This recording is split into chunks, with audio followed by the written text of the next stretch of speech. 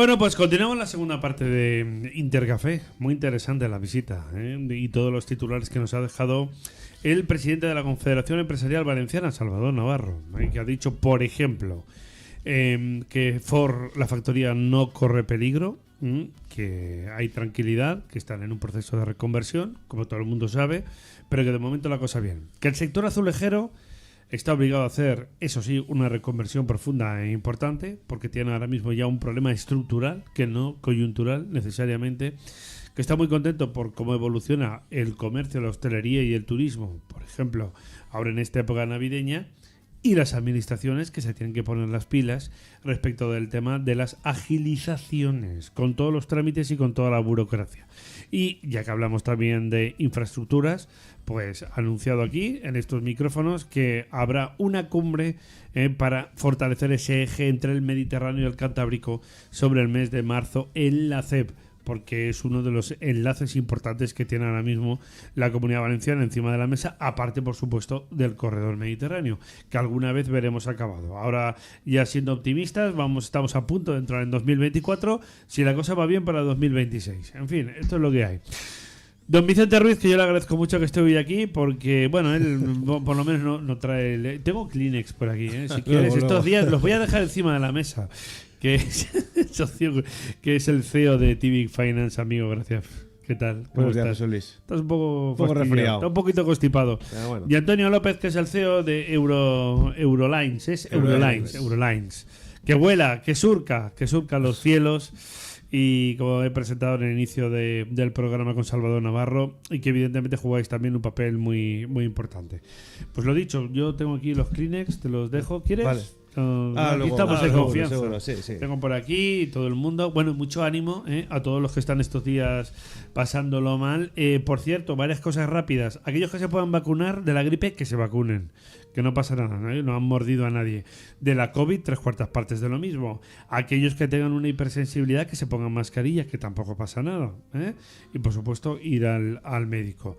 Y paciencia. Paciencia, calditos, zumitos. Antonio, lo veo, está sano como una pera. Sí, está fuerte. Aquí... los niños malos, pero yo aguanto. Sí, pero tú estás aguantando. Estoy aguantando. Yo te digo, yo como ya he pasado 2 trancazos en 3 meses, ahora mismo ya COVID hace 4 meses, 2 trancazos, vacunado de la gripe. Estás inmunizado. No me queda ya, no me queda nada más.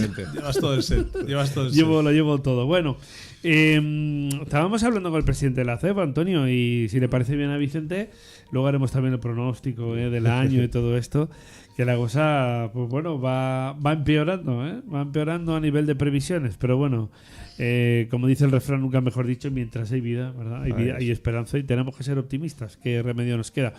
Bueno, hemos empezado hablando con el presidente de la CEF, Antonio, y gracias por estar aquí con nosotros, una empresa valenciana que ya nos visitaste. ¿Cuánto tiempo hace ya? Pues ahora 3-4 meses. 3-4 meses, sí. Después del verano fue, Después ¿no? del verano, sí. Y bueno, prestando un servicio muy interesante, muy importante respecto al tema de el transporte aéreo.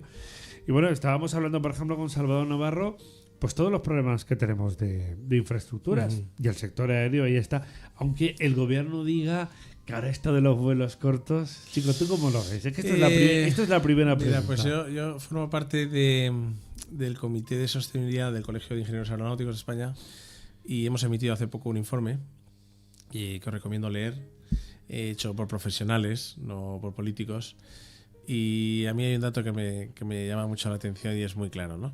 Es la Agencia Medioambiental Europea no se ha atrevido a cuantificar qué beneficios tendría esa medida. Es decir, es una manera muy sencilla de decir que es algo puramente político. Donde está la clave, si queremos de forma real impactar en las emisiones, es en la intermodalidad. Es decir, en que en esa parte de infraestructuras que decías, en que los dos modos de transporte, el tren y el aéreo, el terrestre, autobuses, coches con el tren, con el marítimo, que en esa intermodalidad es donde nos estamos jugando la eficiencia.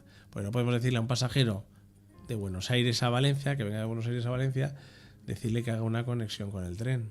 Hoy en día, si le damos una buena conexión, nosotros como industriales no tenemos ningún problema en abandonar esa ruta. Si nosotros no tenemos techo, en cuanto a distancias largas y altas velocidades, no hay techo para la industria aérea. ¿Y Miles esto, de kilómetros. ¿Y a vosotros cómo suena la palabra prohibir los vuelos cortos? Bueno, pues lo asociamos a eso, a un tema más ideológico que económico, que real. Que realista, ¿no? Claro.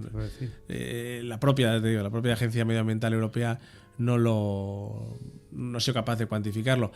Creemos que los esfuerzos deben estar destinados, invierte en Barajas, invierte en los aeropuertos y crea... La diferencia entre aeropuerto y aeródromo, no sé si la sabéis, el aeródromo es una infraestructura que permite despegar y aterrizar, ¿no? Aeronaves.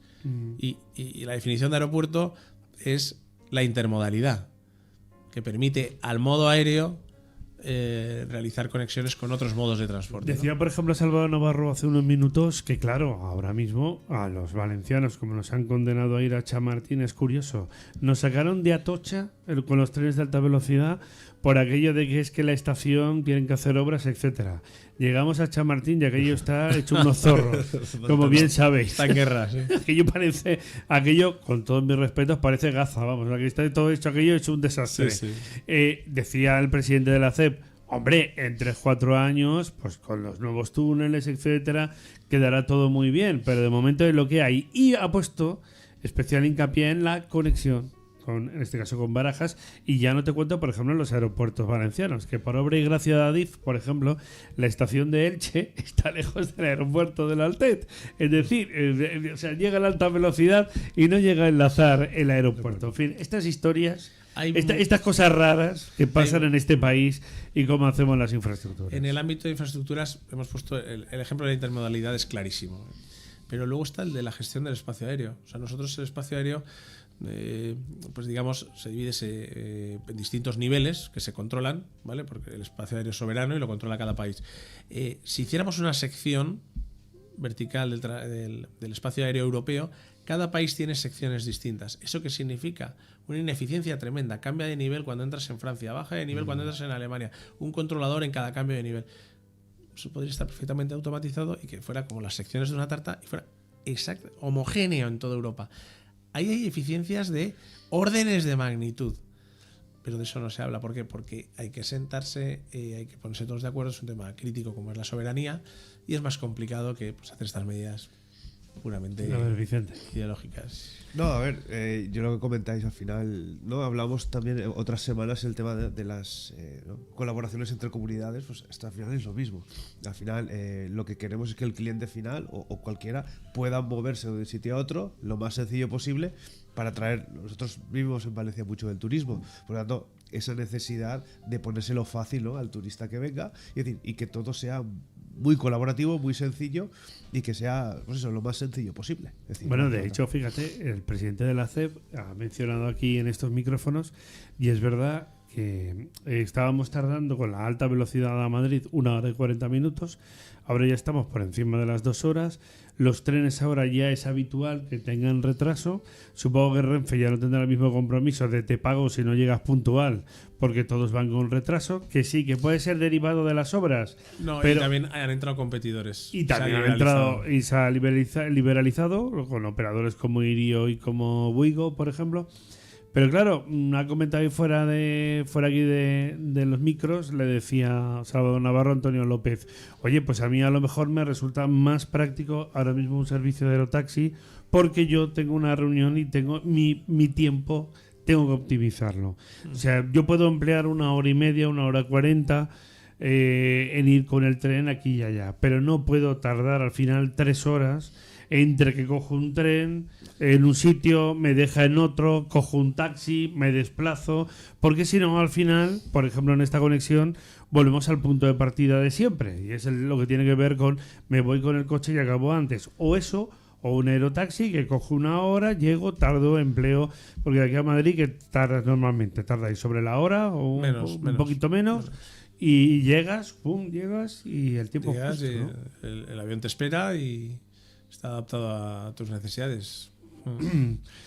A nivel de repercusión medioambiental, por ejemplo, para que todos aquellos que ahora mismo os maldicen y que dicen que malos son los operadores aéreos. Bueno, obviamente tendríamos que comparar en aquellos tramos en los cuales compiten varios modos, porque hay tramos en los cuales no hay competición alguna. Es decir, el pasajero de Buenos Aires a Madrid No compite contra nadie y hay poco que hacer. Aquí, digamos, falta algo de coherencia y de rigor. Y es, no hay que solo comparar las emisiones del tramo de operación, sino comparemos el de todo el ciclo de vida del producto o servicio. Es decir, fabricar un tren conlleva emisiones, igual que fabricar el avión. Claro. Y ahí van parejos. Fabricar las vías, la instalación, el impacto medioambiental de unas vías está ahí. Las catenarias, es decir, todo eso y un día el mantenimiento. El mantenimiento, es decir, pero no se quiere hacer ese discurso porque se ha elegido, esto pasa mucho en el ámbito ideológico, se ha elegido un enemigo concreto que es el transporte aéreo, que ya es un medio hiperdemocratizado y que permite, pues eso, unas transacciones comerciales de mano de obra, de carga, de valor añadido, ¿no? Una transferencia increíble a nivel mundial y que lo vemos nosotros, pues eso, está permitiendo cómo está Asia, ¿no? O sea, Asia ha crecido el año pasado más de un 120%. ¿Cómo está Asia? Sin medio aéreo habría sido imposible ese desarrollo. Entonces, todo este tipo de cosas hay que ponerlo en la ecuación, ¿no? Y poner un poquito de rigor. Y eso es lo que echamos en falta nosotros. Por ejemplo, con las motorizaciones, se pueden plantear primero sistemas de motorización de mayor optimización. Por ejemplo, se me ocurre igual que los coches, por el tipo de uso también de combustibles. Yo ahora mismo, que esto suena muy bien, pero luego llevarlo a la práctica, ¿no? Los motores eléctricos, esto de estar en el aire con un motor eléctrico, no sé, para aquello de tener mayor cantidad de emisiones o menor. Y respecto luego también, ¿no?, lo que es la industria, hemos hablado antes de la industria, claro, de la automoción hablamos más, porque utilizamos más los coches que los aviones en proporción a título individual, pero ¿en qué línea se está trabajando? Por ejemplo, está bastante avanzado para escalas, pues eso, de aviación general y sobre todo pues, aeronaves hasta unos 20 pasajeros, ¿no? Ahí sí que hay distintas fórmulas, pues, sobre todo motor eléctrico con pila de hidrógeno, bueno, y eso está en vías de certificación, lo veremos en los próximos 3-4 años. Pero puede ser factible para aquellos que tienen miedo de volar, que de repente ya no oigan ni motores. Bueno, en efecto, habrá que ver. Se sienten literalmente en el aire, ¿no? ¿Cómo lo ves? Será tú? mucho más confortable. O sea, yo lo veo siempre por el plano positivo. Bueno, pero la seguridad, ¿no? Lo que es la efectividad a nivel de motores. No, la efectividad sí. Igual que hemos experimentado en los vehículos terrestres, ¿no? No, ahí no hay ningún problema. Hay algún problema, por ejemplo, con el hidrógeno que requiere altísimas presiones, temperaturas bajísimas, y eso sí que hay que ser capaces de gestionarlo, ¿no? En una aeronave pequeña, pues está siendo factible. En una aeronave de largo radio, pues todavía no, ¿vale? Está en fase muy, muy experimental. O sea, ni un transoceánico, por ejemplo. Transoceánico no lo vamos a ver en los próximos años. Ni incluso, por ejemplo, un modelo, yo que sé, estándar de aviación comercial, por ejemplo, un Airbus A320 que tienen en torno a 200 pasajeros. No, todavía no. Lo que estamos hablando es pues, aviones de índole regional, aviones pequeños, como puede ser un aerotaxi. Eso sí que lo vamos a ver en esta década. Eso lo vamos a ver en el ámbito comercial ya. Vicente, a ver, tú, las cuentas, los números. ¿Cómo van? De Eurolines, a ver, ¿cómo van? Euroairlines. No, yo creo, Antonio, que nos cuentas un poco, ¿no?, cómo ha ido esta evolución este año, ¿no?, con la empresa y qué esperáis en el 2024. Bueno, digamos, el 23 ha sido el primer año, vamos a poner, real, ¿no?, de operación real, con todas las divisiones de negocio, operación aérea, distribución, consultoría, servicios comerciales, todo, digamos, podríamos hablar de casi velocidad de crucero.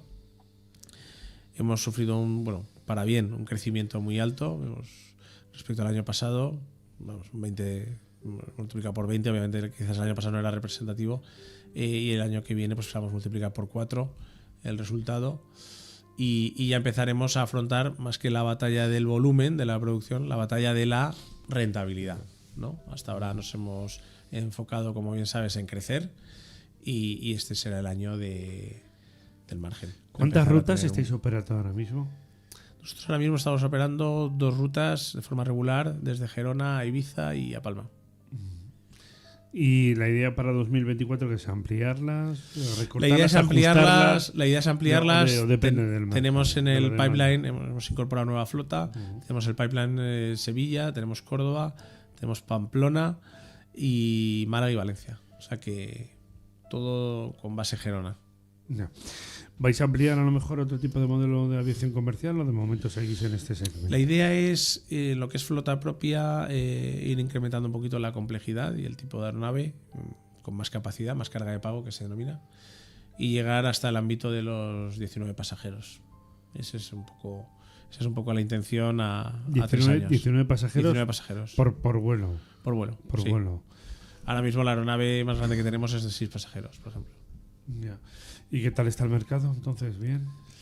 El mercado, ¿cómo está la demanda?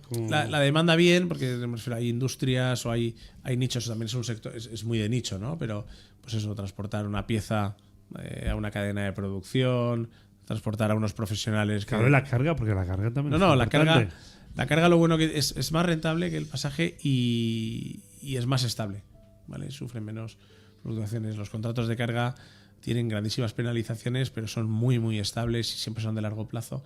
Y los clientes no les gustan los cambios. Y es un grandísimo nicho para nosotros, tanto en el ámbito, pues, de operación nuestra como de distribución, que es ayudar a otros a que la manejen. Que resulta curioso, ¿eh? Mientras el gobierno, Vicente, está demonizando a todo el sector aéreo, es decir, no, porque hay que trasladarlo, hay que cambiarlo todo y trasladarlo todo al tren. Para empezar, primer punto que acabamos de mencionar hace un ratito.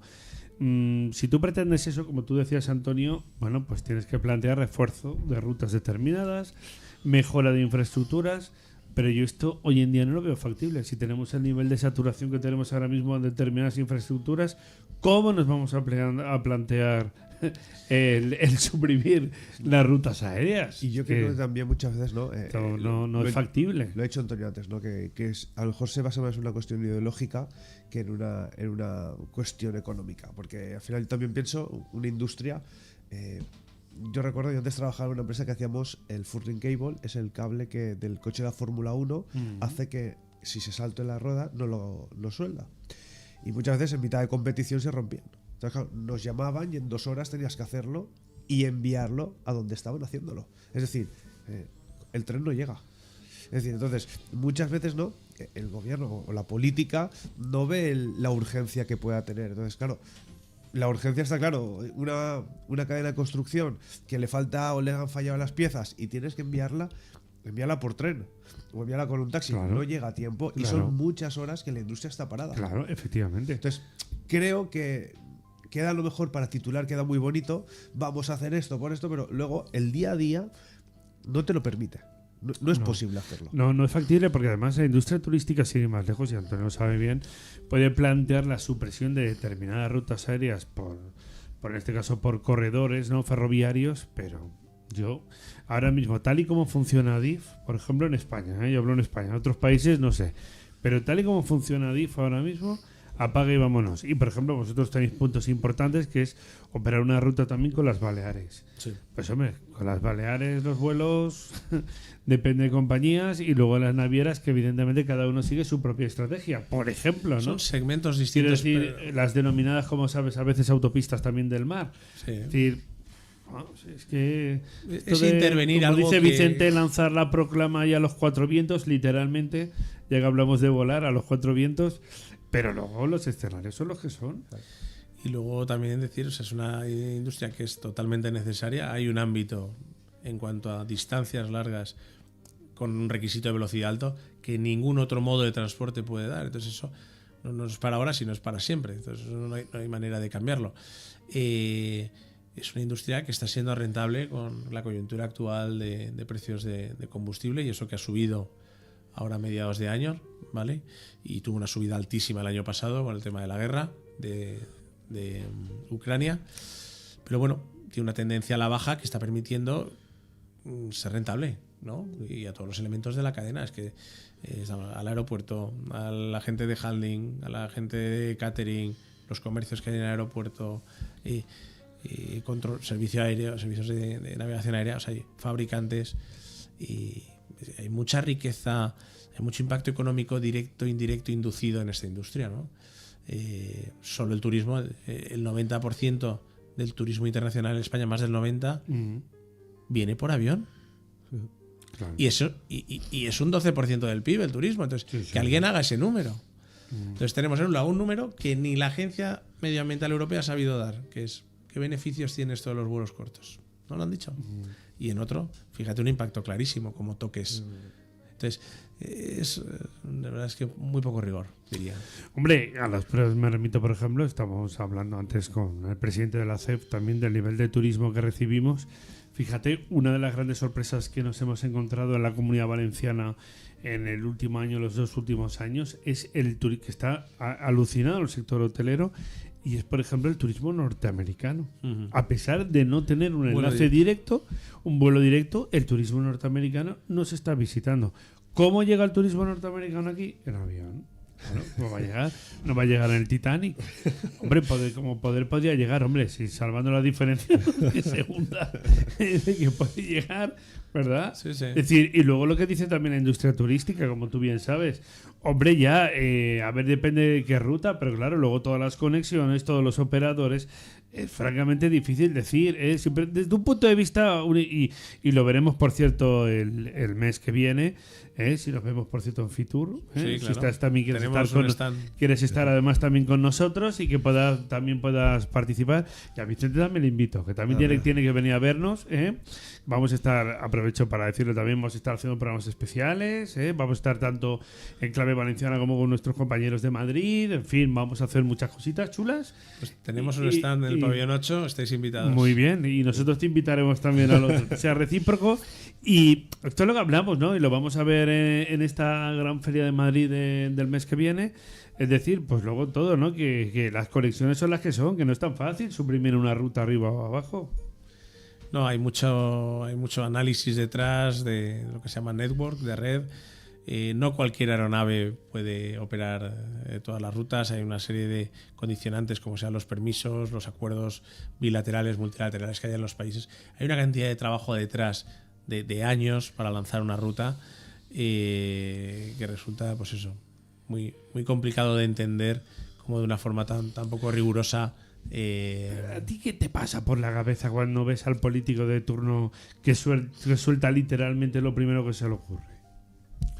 Bueno, pienso en la cantidad de empleos y de riqueza que se está generando por la industria y que se lo puede llevar por delante una medida que no tiene ningún soporte, porque si tuviera algún soporte, pues bueno, siempre podrías decir, oye, vamos a un plano objetivo y oye, pues puedo entenderlo, pero aquí es que no hay nada que lo soporte, ¿no? Entonces, no hay ni un solo dato que favorezca no esto. Hay ni un solo dato. O sea, que diga que soporte que esto es beneficioso para el conjunto de la sociedad versus la estructura actual. O sea, que se funciona literalmente en base a ocurrencias. En base a ocurrencia. Entonces, bueno, nosotros decimos que hay que trabajar pues, en otros ámbitos, la intermodalidad sobre todo. Y la gestión más eficiente, o sea, que los aviones no viajan de punto a punto, como las carreteras que más o menos están trazadas.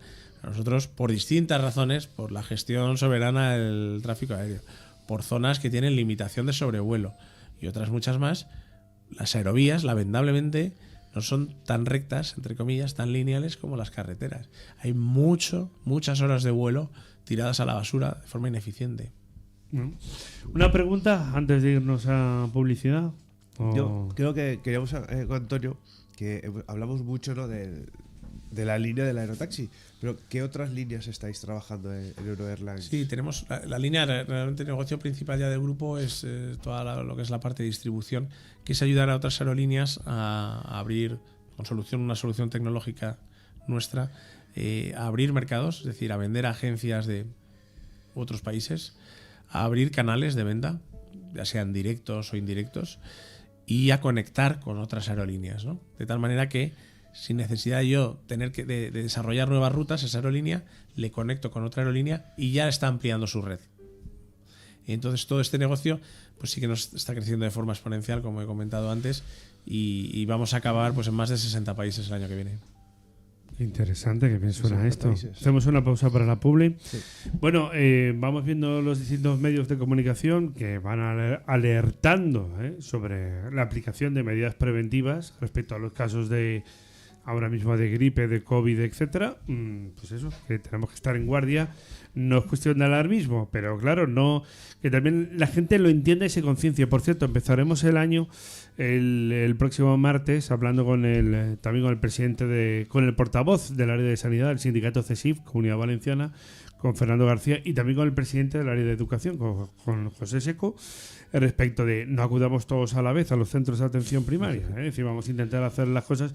Sé que es incómodo y fastidioso, porque yo llevo ya una racha, pero hay que aguantar como buenamente se pueda, salvo que evidentemente sea imprescindible, y hacer caso también a las medidas preventivas. Y aquellos que tengan cualquier tipo de problema o de patología previa, mascarita, que no solo vale para el COVID, que también, sino para otras cosas. ¿Verdad, Vicente? Así es. Hay que cuidarse. Mira, Antonio, está fantástico. Como una flor. Como una flor. Está La sano como cesión una va por pera. dentro, ¿eh? Venga, vamos luego, después de la publicidad, vamos a hablar de este tema, de cómo generar, crear y ampliar negocio. Esto es visión empresarial, lo demás son tonterías. Volvemos enseguida.